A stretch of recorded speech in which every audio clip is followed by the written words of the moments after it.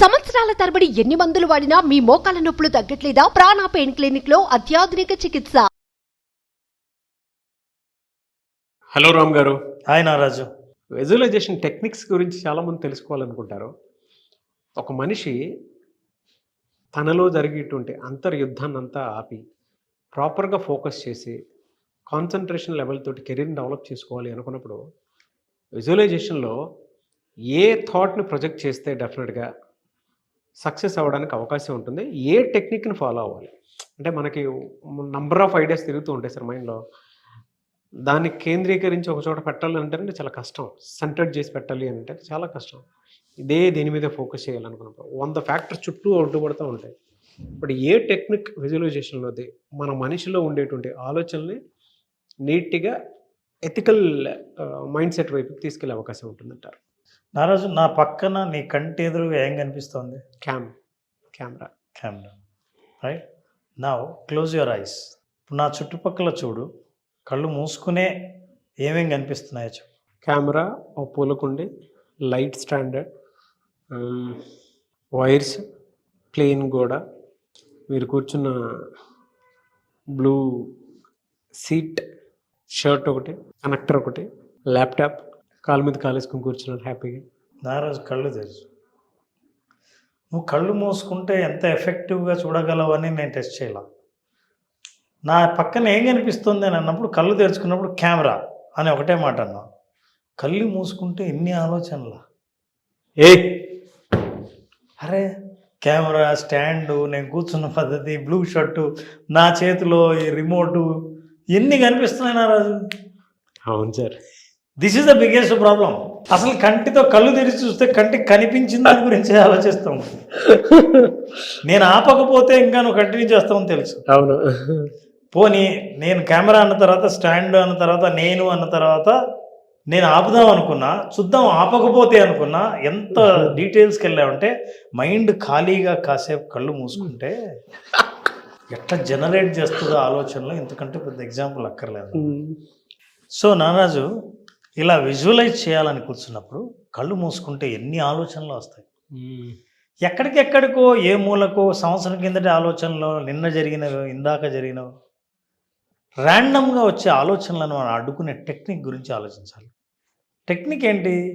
కళ్ళు తెరిస్తే చూసే ఒకే వస్తువు నీకు ఎట్లా కనిపించిందో 2 విషయాల గురించి మనం ఆలోచిస్తే, ఒకటి పాజిటివ్ థాట్స్ను ఆకర్షిస్తుంది, రెండవది నెగిటివ్ థాట్స్ రాకుండా చేస్తుంది.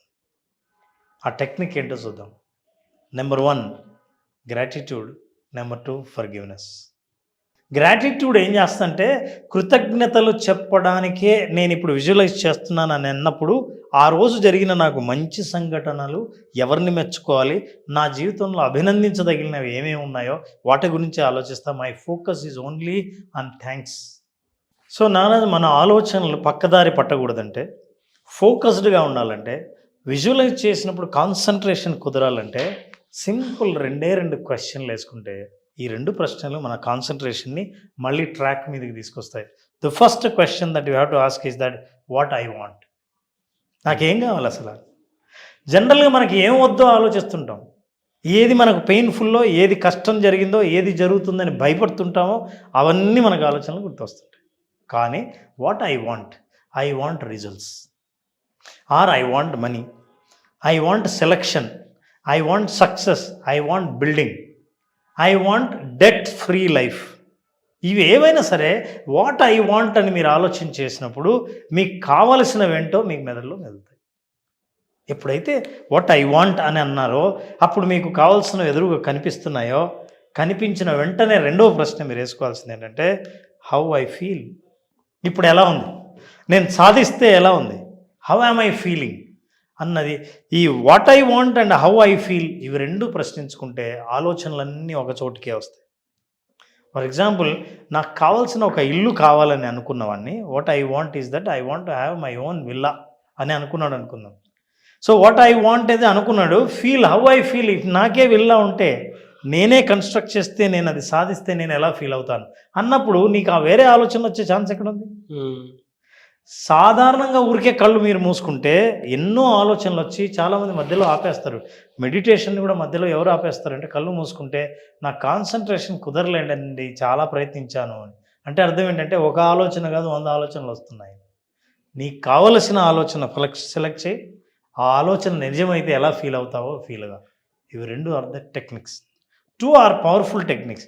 దీని తర్వాత ఏం చేయాలంటే ఆఫ్టర్ విజువలైజేషన్ నువ్వు టెక్నిక్స్ అడిగావు నారాజు, చాలా క్లోజ్డ్గా క్లాస్లో చెప్పే టెక్నిక్సే ఇప్పుడు చెప్తున్నాను. And then what you have to do is that write a thank letter. బా, ఒక లెటర్ రాయాలి. ఎవరికంటే ఎవరితో అయితే నీ మనసులో భావాలు పంచుకుంటావో, నీ లక్ష్యం యాక్చువల్ తీరిన తర్వాత నాకు తీరింది, నేను సాధించాను, నేను పొందాను, ఇప్పుడు నాకు ఉంది అని రాస్తుంటే ఆ లెటర్ ఎలా ఉంటుందో రాయండి. Dear Nagaraju, I'm so happy that I have achieved or I met my goal. నేను అనుకున్నవన్నీ నేను సాధించాను. నా ఇల్లు ఇప్పుడు ఎలా ఉందంటే ఎన్ని స్క్వేర్ యార్డ్స్లో ఎంత కన్స్ట్రక్షన్ జరిగిందంటే ఇలా జరిగింది. నా గృహప్రవేశానికి ఎంతమంది వచ్చారంటే ముఖ్యంగా వచ్చిన ప్రముఖులు ఎవరంటే వీళ్ళు అని ఒక ఉత్తరం, ఒక మీ గోల్ తీరిన తర్వాత థ్యాంక్స్ రాస్తూ, థ్యాంకింగ్ చేస్తూ, ఎవరెవరైతే సహకరించారో వాళ్ళందరి పేర్లు రాస్తూ ఒక లెటర్ రాయండి. ఈ లెటర్ రాసిన తర్వాత అది రాత్రి పడుకునేమో మీ దగ్గర ఉంచుకోండి. నేను దీని ఎఫెక్ట్ ఎలా ఉంటుందని చెప్పట్లా, ఎందుకు చెప్పానంటే పక్కన ఉంచుకోండి అని. ఇది పక్కన ఉంచితే మొబైల్ దూరంగా ఉంచాలి. అవును. పొద్దున్న లేస్తానే మీరు మొబైల్ ఫోన్ చూడకుండా ఈ లెటర్ చదవండి. ఎంతసేపు పడుతుంది? నువ్వు రాసిన లెటరే నువ్వు చదవడానికి ఎంతసేపు పడుతుంది? 3-4 నిమిషాలు పడుతుంది. 4 నిమిషాల పాటు అది చదివినప్పుడు ఆ దృశ్యాలన్నీ గుర్తుకొస్తాయి. దృశ్యం కేవలం ఆ లక్ష్యం సాధించిన దాని మీదే పడుతుంది. పేపర్ మడతాయండి, మళ్ళీ ఎక్కడో బెడ్రూమ్లో మీకు అందుబాటులోనే ఉంచండి. మళ్ళీ రాత్రి ఉంటుంది, పడుకునే ముందు ఒకసారి చదవండి, పడుకోండి. 30 రోజుల పాటు 30 days ఈ లెటర్ని రోజు 2 సార్లు చదవండి. మొబైల్ ఫోన్ని దూరంగా ఉంచండి. ఎందుకంటే మొబైల్ పక్కనే ఎప్పుడు దిండు కింద పెట్టుకుంటారే, దాని ప్లేస్లో ఇది పెట్టమంటున్నాను. 3-4 నిమిషాలు చదవడానికి పెడుతున్నాను. మైండ్లో టోటల్ ప్రోగ్రామింగే మారిపోతుంది. ప్రోగ్రామింగ్ మారిపోవడం వల్ల ఏం జరుగుతుంది? This is what is going to happen. Right thanks letter that you have achieved them already. అయితే అయిపోయిన తర్వాత ఎలా రాస్తావో రాయాలి. అయిపోయి ఆ తర్వాత మీరు ఎప్పుడైతే మీ గోల్స్ని రాస్తుంటారో 4 గోల్స్ని సెలెక్ట్ చేసుకోండి.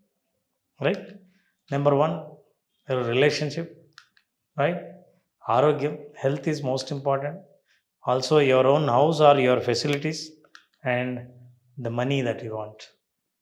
Financial goals, personal goals, relationship goals, health goals. ఈ గోల్స్ అన్నీ మీరు ఎప్పుడైతే రాస్తారో రాసినప్పుడు ఒక్కటి విషయం గుర్తుంచుకోండి, this is also technique. And first thing, make sure your brain believes it. నేను రాసిన గోల్స్ని, చాలామంది రాసే గోల్స్ ఎందుకు అచీవ్ చేయలేరంటే వాళ్ళు అనుకున్నది వాళ్ళు సాధించలేరనే విషయం బ్రెయిన్ చెప్తూ ఉంటుంది.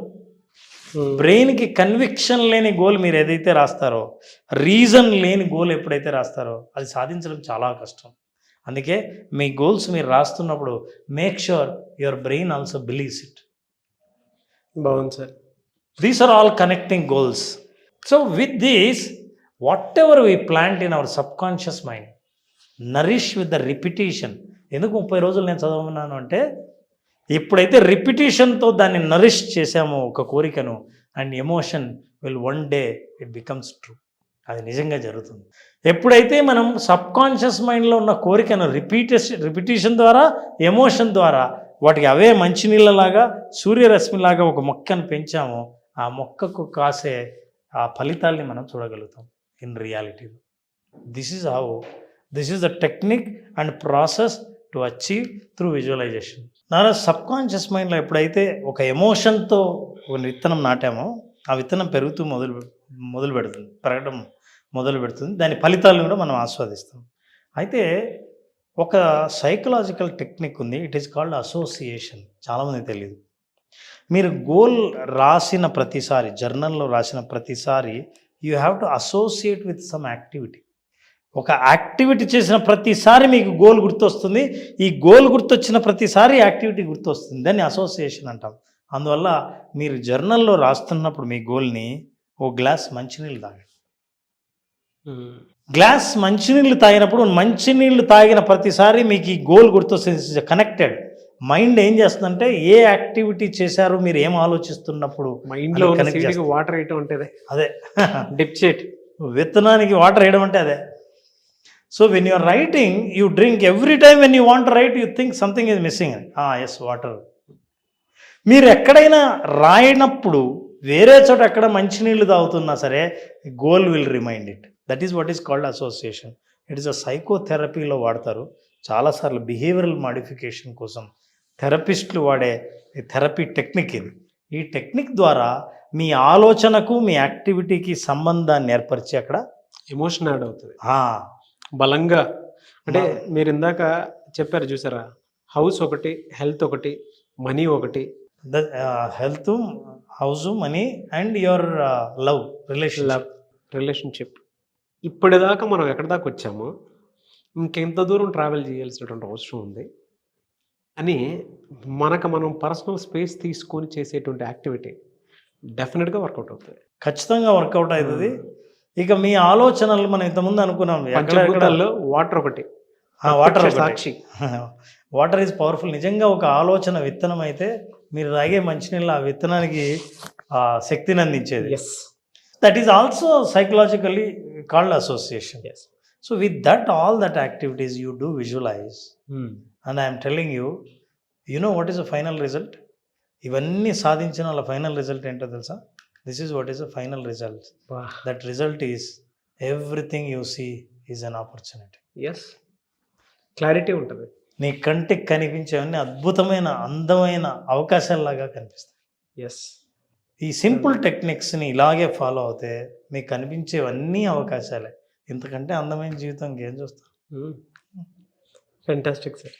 మనం వేసేటువంటి చిన్న సీడు మొలకలు వచ్చినప్పుడు డే టైంలో చూస్తే ఒకలా కనిపిస్తారా, నైట్ టైంలో చూస్తే ఎంత అద్భుతమైనటువంటి ప్లజెంట్ సీక్రెట్ని చూస్తామండి. అవును, కరెక్ట్. మనం సాధించేది మళ్ళీ పొద్దున్నే లేస్తే ఈ సీక్రెట్ ఓపెన్ అయినప్పుడు తెలుస్తాం మన గ్రోత్ ఎక్కడ దాకా ఉన్నాం అనేది. Fantastic knowledge Ram garu. Thank you so much Ram sir. Thank you Naraj. Thank you. Suman టీవీలో మీ పర్సనల్ అండ్ బిజినెస్ ప్రమోషన్స్ కోసం కింది నెంబర్కి కాంటాక్ట్ చేయండి.